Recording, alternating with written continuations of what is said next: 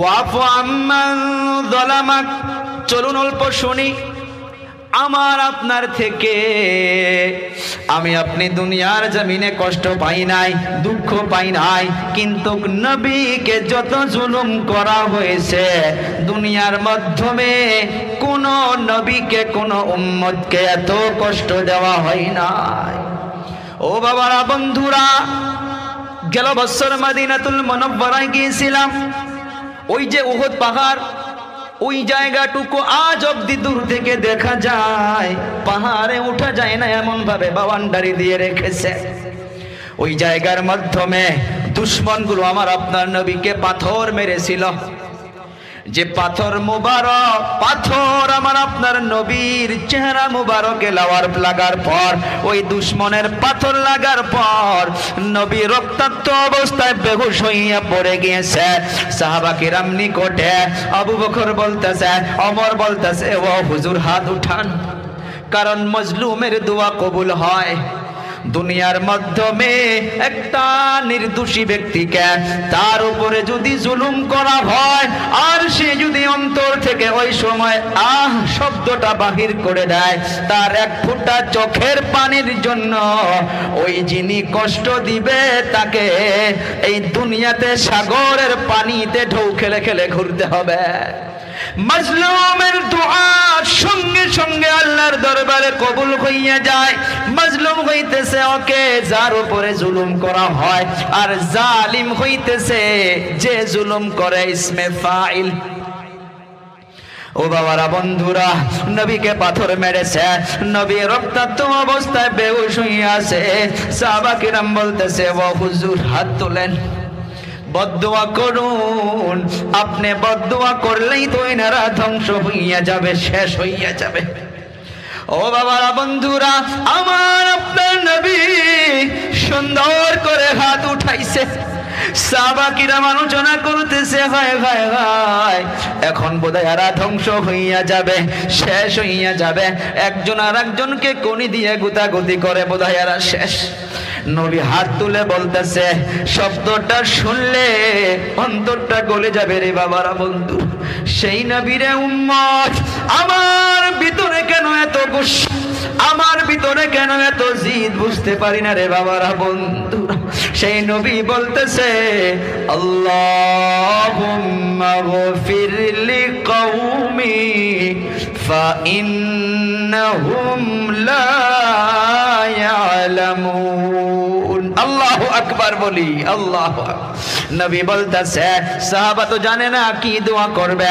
নবী হাত তুলে বলল, আল্লাহুম্মা গফির লিকওমি, ও আল্লাহ আমার উম্মতকে মাফ করে দাও। যে পাথর মেরেছে সেও তো আমার উম্মত, যে পাথর মেরে আমাকে রক্তাক্ত অবস্থা করে দিয়েছে, ও দয়াবান আল্লাহ,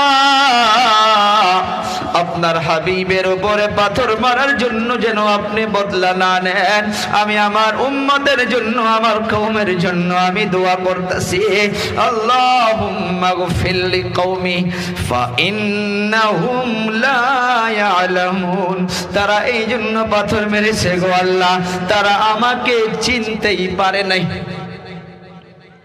তারা আমাকে জানতেই পারে নাই, যার জন্য পাথর মেরেছে। ও বাবা, বন্ধুরা, মক্কাতুল মুকাররমা ছেড়ে আমি যে অল্প আগে বললাম হিজরত করে মদিনায় নবী গিয়েছে। এ বাবারা, বন্ধুরা, যাইতে কালে কাবাতুল্লাহর দিকে তাকাইয়া তাকাইয়া নবী ঝরঝর করে কান্না করে করে গিয়েছেন। অনেক বছর পর মক্কা যখন বিজয় হইয়া গেল, মক্কা মুসলমানের রাজত্ব হইয়া গেল, আল্লাহ কোরআনে কারিমে আয়াত অবতীর্ণ করলেন, সূরা নাজিল করলেন, ইন্না ফাতাহনা লাকা ফাতহাম মুবিনা। মক্কা বিজয় হইয়া গেল, মক্কা মুসলমানের রাজত্ব হইয়া গেল। আমার আপনার নবী মদিনাতুল মুনাওয়ারায় সব সাহাবীদেরকে জমা করলো। শুনুন রে যুবক বাবারা, বন্ধুরা, দাদারা, সবাই শুনে। সাহাবা কেরামদেরকে জমা করে আমার আপনার নবী একজন যুবককে ইসলামের ঝান্ডাটা হাতে দিল। তাকে আগে আগে চলার জন্য নবী আদেশ করে দিল। এ বাবারা বন্ধুরা, মক্কাবাসিনী দেখুন, একটা মহিলা যার নাম হিন্দা, সে পরে ইসলাম কবুল করেছে। আমার আপনার নবীর চাচা হামজা, হামজার কবর মোবারকটাও ওই জালির ভিতরে দেখা যায়, উহুদের থেকে আসার যেটা ময়দান, ওখানে হযরতে হামজার কলিজাটা এরকম ভাবে চিরা হয়েছে। চিরার পর কলিজাটা, কাঁচা কলিজা বাহির করা হয়েছিল, নাক কাটা হয়েছিল, কান কাটা হয়েছিল, চক্ষু বাহির করা হয়েছিল। লাস্ট অবধি কলিজাটা বাহির করিয়া ওই মহিলাটা নিজে কাঁচা কলিজা চাবিয়ে খেয়েছিল। নবী আমার ওই যুবকের হাতে ইসলামের ঝান্ডা টাঙাতে দিল। ওই যুবক তো রক্ত গরম। যেমন আজকের তারিখে যুবকগুলো যদি ইসলামের জন্য কোনো কিছুই শোনে, নামাজ না পড়তে পারে, রোজা না রাখতে পারে, এখন ওই যদি ইসলামের জন্য যুবকদেরকে বলা যায়, এ বাবা ইসলাম ধ্বংস হইতেছে, চলো 10-20 জন বাহির হও, এখনই 50 জন বাহির হবে। ওই অবস্থায় ওই যুবক, কারণ উনি শুনেছে, দেখেছে, হায়রে ভাই মক্কার মাধ্যমে কত অত্যাচার করা হয়েছে, নবীকে কত অত্যাচার করা হয়েছে, মুসলমানদেরকে কত অত্যাচার করা হয়েছে, মুসলমানদের খানা বন্ধ করা হয়েছিল, ছোট বাচ্চাগুলো ক্ষুধার যন্ত্রণায় হাউমাউ করে কান্না করেছিল, মুসলমান গাছের পাতা চাবিয়ে খেয়ে খেয়ে চাবা পর্যন্ত গাছের পাতা পর্যন্ত খতম হয়ে গিয়েছিল, গাছের বাকল চাবিয়ে খেয়েছিল, বাচ্চাগুলো কান্না করে করে করে করে এক ফোঁটা পানি চেয়েছিল। বাচ্চার কান্না দেখে পাথর ফেটে যাইত। ওই মক্কার লোকদের অন্তর অল্প করে নাই, এগুলো সব শুনেছে। ওই যুবক ইসলামের ঝান্ডা হাতে নিয়ে একটা এলান করতেছে, কারণ আজকে সমস্ত সাহাবীদেরকে নিয়ে আমার আপনার নবী মক্কায় প্রবেশ করবে। ইসলামের ঝান্ডাটা হাতে নিয়ে একটা এলান করতেছে, আল ইয়াউমা ইয়াউমুল মালহামা। অর্থর দিকে লক্ষ্য করুন, যুবক রক্তর গরমে একটা এলান করতেছে যে আজকে তো বদলা নেওয়া দিন। মালহামা মিনিংস বদলা নেওয়া দিন। সে যুবক ছিল, ইয়ং যুবক, গুসার মাধ্যমে বলতেছে কি, আল ইয়াউমা অর্থাৎ আজকে, ইয়াউমুল আজকে দিনের মাধ্যমে, মালহামা বদলা নিব। কি কি বদলা নিব? যে মহিলাটা আমার নবীর চাচার কলিজা চাবে খেয়েছে, যে মুসলমানকে গালি দিয়েছে, যে মুসলমানকে অত্যাচার করেছে, যে নবীকে অত্যাচার করেছে, আজকে যাদের যাদেরকে পাবো সবাইকে শেষ করে দিব, বদলা নিব। এই শব্দটা শুনে আর একটা যুবক দাঁড়াইয়া গেল। ওই সাহাবী জলদি গিয়া আমার আপনার নবীকে বলতেছে, ও হুজুর, একটা খবর। যার হাতে ইসলামের ঝান্ডাটা, সে তো বলতেছে আজকে নাকি বদলা নেওয়া দিন। নবীর চেহারাটা মলিন হইয়া গেল, লাল হইয়া গেল। নবী দেরি করে নাই, সঙ্গে সঙ্গে বলতেছে, রে সাহাবী, আমার ওই যুবক সাহাবীকে ডাকো। ওই সাহাবী ইসলামের ঝান্ডাটা হাতে নিয়ে নবীর সম্মুখে এসে হাজির হইয়া গেল। আবার আপনার নবী হাতের থেকে ঝান্ডাটা নিতেছে, ঝান্ডাটা হাতে নিয়ে বলতেছে, রে সাহাবী, এইটা এলান করা যাবে না। যা করেছে করেছে, কে আমাকে অত্যাচার করেছে করেছে, কে জুলুম করেছে করেছে। রে সাহাবী, তুমি আবার ইসলামের ঝান্ডাটা হাতে নাও, আমি তোমাকে একটা এলান শিখাইয়া দেই, আজকে তুমি সে এলানটা করো। সাহাবা কিরাম বলল, ও হুজুর বলুন কি এলান করব? বলে, তুমি একটা এলান জোরে জোরে করো, আল ইয়াউমা ইয়াউমুল মারহামা। আল্লাহু আকবার। মালহামার জায়গা মারহামা। তুমি এলান করে দাও রে সাহাবী, আল ইয়াউমা ইয়াউমুল মারহামা। নবীর কষ্ট বলা যাবে না, নবীর জীবনী বলতে গেলে কেউ শুনে থাকতে পারবো না। সাহাবা কেরামদেরকে যেমন অত্যাচার করেছে কেউ শুনে থাকতে পারো না। এরপরে আমার নবী কেন বলতেছে, রে সাহাবী তুমি এলান করো যে আজকে বদলা নেওয়া দিন নয়, আজকে সবাইকে মাফ করা দিন, আজকে সবার উপরে রহম করা দিন। আল্লাহু আকবার। সে নবী আজ আমার আপনার মাঝে নাই, কিন্তু নবীর তরিকা, নবীর মোহাব্বত আছে। এতটুকু শেষ নয়, যুবকদেরকে নিয়া, সাহাবা কেরামদেরকে নিয়া মক্কার মাধ্যমে প্রবেশ করলো। আমাদের ভাষায় বলা হয় চোরের মন নাকি পুলিশ পুলিশ। ওই যে মহিলাটা, যে মহিলা আমার আপনার নবীর চাচা হযরতে হামজা তার কলিজাটা চিরে দিয়া কাঁচা কলিজা চাবিয়ে খেয়েছিল রে বাবারা, ওই মহিলাটাও আছে, অনেক বড় বড় দুশমন গুলো আছে। নবী আমার সাহাবা কেরামদেরকে নিয়ে যখন মক্কায় প্রবেশ করলো, তারা ভয়ের জন্য ঠাস ঠাস করে ঘরের দরজা বন্ধ করে নিল, যে আজ তো শেষ।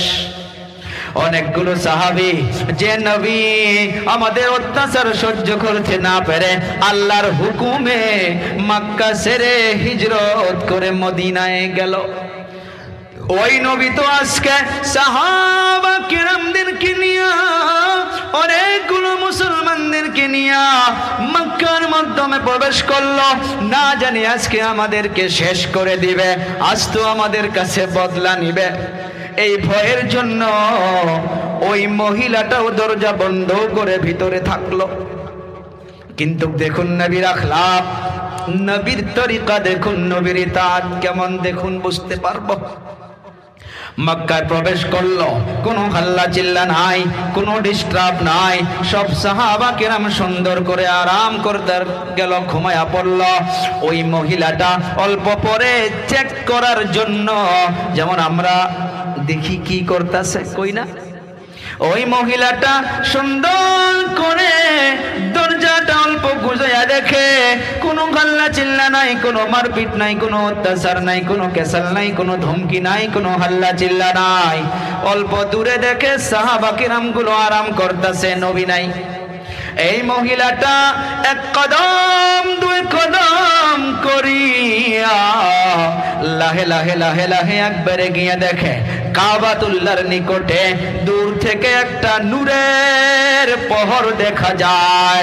এই মহিলাটা কোন মহিলা জানেননি? যিনি আমার আপনার নবীর চাচার কাঁচা কলিজাটা চাবিয়ে খেয়েছিল। চলতে চলতে ওই মহিলাটা গিয়ে দেখে আমার আপনার নবী সেজদায় পড়ে কি যেন বলতেছে। ও বাবারা, বন্ধুরা, এই মহিলাটা লাহে লাহে একবারে গিয়া দেখে যে নবী তো সেজদায় পড়ে আছে, সেজদায় পড়ে যেন কি গুনগুন গুনগুন করে আল্লাহকে বলতেছে।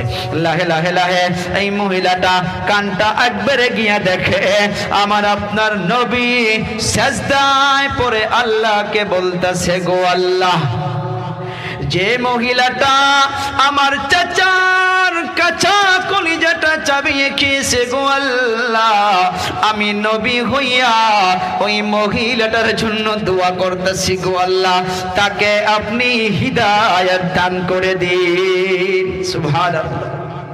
ও আল্লাহ, আমি ওই মহিলাটার জন্য দোয়া করতেছি, গো আল্লাহ, যে মহিলাটা আমার চাচার কাঁচা কলিজা চাবে খেয়েছে, তাকে আপনি মাফ করে দিন। এই মহিলাটা নিজের কানে যখন শুনতে পারলেন যে হায় রে হায়, ভেবেছিলাম একটা, দেখলাম একটা, শুনতাছি একটা, নবীর পিছন দিক থেকে চিৎকার মেরে আবার আপনার নবীকে ডাক দিল, হুজুর আর দেরি কইরেন না, মাথাটা উঠান, আমাকে কলেমা পড়াইয়া ইসলামে প্রবেশ করিয়া না। সুবহানাল্লাহ। এই ছিল আমার আপনার নবীর বাবারা, বন্ধুরা। এমন ভাবে যদি আমি আপনি শুনতে যাই, নিজের জীবনের মাধ্যমে ইতাআত বারবার বলতেছি রে বাবা, যারা বড় ভাইকে নারাজ করে রেখেছি আমরা গিয়ে সালাম করব, যারা বাবাকে নারাজ করে রেখেছি আমরা গিয়ে সালাম করব, মাফ করে দিব, মাফ করে দিব। নবী যদি এতগুলো কষ্ট পাওয়ার পর মাফ করতে পারে, ওই যে বুড়িমার বাড়ি আমরা ফেসবুকে দেখি, বুড়িমা, এই বুড়িমাটা, কারণ সমাজের মাধ্যমে সব জায়গায় কিছু মানুষ থাকে শুধু পিছন থেকে কিছু খারাপ বুদ্ধি দেওয়া, কথা কয় না, সব জায়গায় আছে। এই বুড়িমা নিজের বিবেকে চলে নাই। এই বুড়িমাকে বড় বড় লিডার গুলো হুকুম দিয়েছিল যে মুহাম্মদ যে রাস্তা দিয়ে যায় ওই রাস্তায় গিয়ে দৈনিক কাটা বিচা, যেন মুহাম্মদ চলতে যেন কষ্ট পায়, মুহাম্মদের উংলির যেন কাটা চুবে যায়, দৈনিক বিচাবা। ওই বুড়ি মহিলাটা দৈনিক আমার আপনার নবী যে রাস্তা দিয়ে আপডাউন করে ওই রাস্তার মাধ্যমে কাটা বিছায়, কাটা বিছায়। হঠাৎ দেখে রাস্তার মাধ্যমে কাটা নাই, আজকাও নাই, কালকাও নাই, ঘটনা কি? আমার আপনার নবী প্রত্যেক দিন ওই কাটা হাসি মুখে রাস্তার থেকে সরাইতেন আর আলহামদুলিল্লাহ বলতেন, সুবহানাল্লাহ বলি। প্রশ্ন করেন কেন কাটা সরাইয়া সরাইয়া খুশি পাইতেন? একদিন আমার আপনার নবী সাহাবাকে রামদেরকে জমা করে বলতেছে, রে সাহাবীরা, শরীরে যতগুলো জন রয়েছে, যতগুলো অঙ্গ প্রত্যঙ্গ রয়েছে, প্রত্যেকটা জৈনের প্রত্যেক দিন আল্লাহর দরবারে সদকা দিতে হয়, প্রত্যেক দিন সদকা আদায় করতে হয়, সদকা আদায় করতে হয়। সাহাবা কেরাম প্রশ্ন করলো, কাইফা ইয়া রাসূলুল্লাহ, আমরা তো গরিব, এতগুলো জৈন রয়েছে, কত জন রয়েছে, কতগুলো উংলি রয়েছে, কত হাতের মাধ্যমে জন রয়েছে, পায়ের মাধ্যমে জন রয়েছে, ঘাড়ের মাধ্যমে জন রয়েছে, 360টারও বেশি আছে। ও সাহাবীরা রে, প্রত্যেক দিন তোমাদেরকে সদকা আদায় করতে হবে। সাহাবা কিরাম বলল, হুজুর আমরা গরিব, কেমন ভাবে আদায় করব?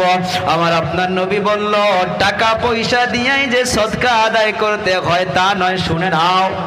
প্রত্যেক দিন তোমরা রাস্তা দিয়ে চলবা, রাস্তার মাধ্যমে যদি কোনো গোবর পড়ে থাকে, কোনো কষ্টদায়ী জিনিস পড়ে থাকে, কোনো উল্টা পাল্টা জিনিস পড়ে থাকে, সেটাকে তোমরা সরাইয়া দাও, সেটাও তোমার জন্য সদকা। সুবহানাল্লাহ বলি। ও ভাই, একজন মুমিন আর একজন মুমিনকে দেখার সঙ্গে সঙ্গে সালাম মুসাফা করিয়া পেশানির মাধ্যমে যেন খুশির হালত থাকে, খুশির আসর থাকে, খুশি মনে একজন মুমিন বান্দা আর একজন মুমিন বান্দার সঙ্গে কথা বলাটাও সদকা। সুবহানাল্লাহ বলি। একজন পিপাসাকে এক গিলাস পানি পান করাইয়া দেওয়াটা এইটা একটা সদকা। ও ভাইরা বন্ধুরা, আমার আপনার নবী প্রত্যেক দিন কাটা সরাইয়া সরাইয়া যাইতেন। যখন দেখে আর কাটা নাই, নবী এই বুড়িমার তালাশে বাহির হইলেন। চলতে চলতে চলতে চলতে বুড়িমার বাড়িতে গিয়ে দেখে ওই বুড়িমা জ্বরের মাধ্যমে অপ্তপ অপ্তপ করে আছে। মাথার মাধ্যমে হাত দিয়া দেখে ওই বুড়ি মাতা অনেক জ্বর, কেউ আর নিকটে আসে না। যাদের বুদ্ধি শুনে শুনে ওই বুড়ি মাটা রাস্তায় কাটা বিছাইতো, তারা আর খবর নিতে আসে না। ও ভাইরা বন্ধুরা, যার জন্য কাটা বিছাইলো সে নিজে খবর নিতে গেল। সুবহানাল্লাহ। জিজ্ঞাস করে, আম্মা জান, 2 দিন থেকে রাস্তায় কাটা পাই না, আপনার খবর নিতে আসলাম। বলে, তুমি কে? বলে, আমি ওই মুহাম্মদ যার রাস্তায় কাটা বিছাও। বলে, হায় রে হায়, যাদের বুদ্ধি শুনে শুনে আমি তোমার দুশ্মনী করেছি, আজ তারা আমার নিকটে কেউ বেমার হওয়ার পর খবর নিতে আসে নাই, তারা আমার নিকটে আসে নাই। কিন্তু আপনি আমার নিকটে খবর নেওয়ার জন্য আসছেন, আর দেরি করেন না, দেরি করেন না, আমাকে কলেমা পড়িয়া ইসলামের ভিতরে প্রবেশ করিয়া নাও। ও আমার কলেজা টুকরা যুবক, সেই জন্য বলা হচ্ছে ফাত্তাবিউনি, নবীর ইতাআত আমার আপনার জিন্দেগিতে আনতে হবে। ও বাবা ছেড়ে দেই আমরা অন্তর থেকে সবকিছু ছেড়ে দিয়ে নামাজ বন্দেগী পড়ি, অন্তরটা খোলা রাখি রে বাবারা বন্ধুরা।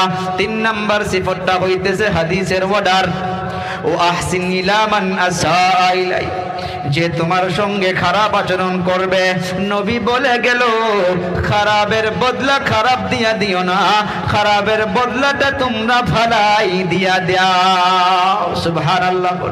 কেউ যদি খারাপ আচরণ করে থাকে ওই খারাপের আচরণের বদলাটা খারাপ করে দেওয়া যাবে না। এই খারাপের আচরণের যেটা আমি আপনি যেটা রিটার্ন করব সেটা ভালো দিয়া আমি আপনি তাকে দিতে হবে। এইটা ওয়ার্ডার আমার আপনার নবী এই হাদিস পাকের মাধ্যমে বলে গেল। মানবো এই 3টা শব্দ ইনশাআল্লাহ, মানবো সবাই ইনশাআল্লাহ। ভাই দেখুন, প্রত্যেক দিন ঘুমানোর টাইমে নিজের অন্তরটা এমন করে নিয়ে ঘুমানো দরকার যে আল্লাহ গো সকালবেলা উঠেছি, এখন রাত্র ঘুমাবো, আল্লাহ ও জানাতে যদি কাউকে কষ্ট দিয়ে থাকি, আল্লাহ কাউকে ধমক মেরে থাকি, আল্লাহ আমাকে মাফ করে দিও। আল্লাহ আমাকে যদি কেউ কিছু বলে থাকে, আল্লাহ গো আমি আমার দিল থেকে মাফ করে দিলাম। আল্লাহ গো আমি কাউকে যদি কষ্ট দিয়েছি, আল্লাহ আমাকে মনে করিয়া দাও, আমি আগামীকাল তার কাছে সালাম মুসাফা করে মাফি চেয়ে নেব। পারবো দৈনিক এমনভাবে ঘুমাইতে? লাহে করে কয় যুবক পারবো? কি বলেছি বলুন তো? অন্তরটা প্রত্যেক রাত্র সবার জন্য খুলে রাখবো ঘুমানোর সময়, যে না আল্লাহ হইতে পারে আমার এটা শেষ ঘুম, আল্লাহ হইতে পারে আমার এটা শেষ ঘুম। আল্লাহ কত মানুষ ঘুমের ঘরে চলে যায়, কত যুবক অ্যাক্সিডেন্ট হইয়া চলে যায়। 27 তারিখ যাইতেছিলাম বরবাগ ঝাপা মানকাচরের ওইদিকে হাট সিঙ্গে মারি, একটা ব্রিজের উপরে গিয়ে দেখি অনেকগুলো ব্লাড রক্ত জমা হয়ে আছে। গাড়ি দাঁড় করলাম, দাঁড় করানোর পর জিজ্ঞাসা করলাম যে ভাই এত রক্ত কেন? কইছে হুজুর কি বলবো, 2টা যুবক 10 মিনিট আগে বাইকে অ্যাক্সিডেন্ট হয়ে 2 জনে চিরবিদায়। ভাই গো আমার যুবক, অন্তর থেকে বলে গেলাম আমি একটা যুবক। আমরা অন্তরটাকে খোলা করে নেই, আমরা ইসলামের ঝান্ডা হাতে নিয়ে চলি, আমরা নামাজ পড়ি, রোজা রাখি, আমরা ময় মুরব্বীদের শ্রদ্ধা করি আর জবানের হেফাজত করি। কি করব? জবানের হেফাজত করব। এই জবানটা একদিন আল্লাহ নবী একজন সাহাবীকে হুজুর মসজিদে নববীর মাধ্যমে বসে নিয়ে ওই সাহাবীকে বলতেছে যে আমি তোমাদিগকে পুরা দিনের অর্থাৎ পুরা দিন ইসলামের খোলাসা আমি বলবো নাকি? সাহাবা কেরাম বলল যে না আমি রাসূলুল্লাহ, কেন না বলুন। দেখুন আমার দিকে তাকান। তখন আমার আপনার নবী কি করছে?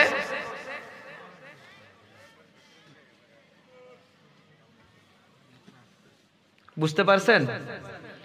নবী এক হাত দিয়ে জিহ্বা ধরছে আর এক উংলি দিয়ে সহি রিওয়ায়াতে আছে, হাদিস পাকে পাওয়া গেছে। পুরা দিন ইসলামের জট খুলাসা, যে আমি পুরা দিন ইসলাম কাকে কয় সেটা বলবো নাকি? সাহাবা কেরাম বলল যে হুজুর বলুন। আল্লাহ নবী যে এইটা অর্থাৎ জিহ্বা, জুবান জুবান জুবান জুবান জুবান, একটা কথা জুবান থেকে ছেড়ে দিলেই যে বাস না। আল্লাহ তাআলা কুরআনে কারীমের মাধ্যমে জানান ইয়া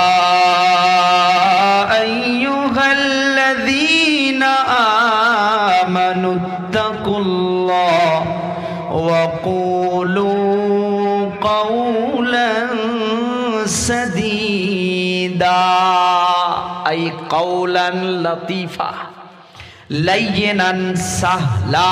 এগুলো ব্যাখ্যা।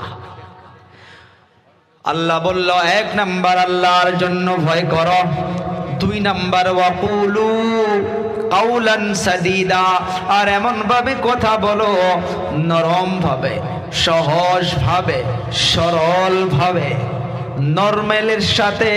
তোমার কথার দ্বারা যেন দুনিয়ার জমিনে কেউ যেন কষ্ট না পায়।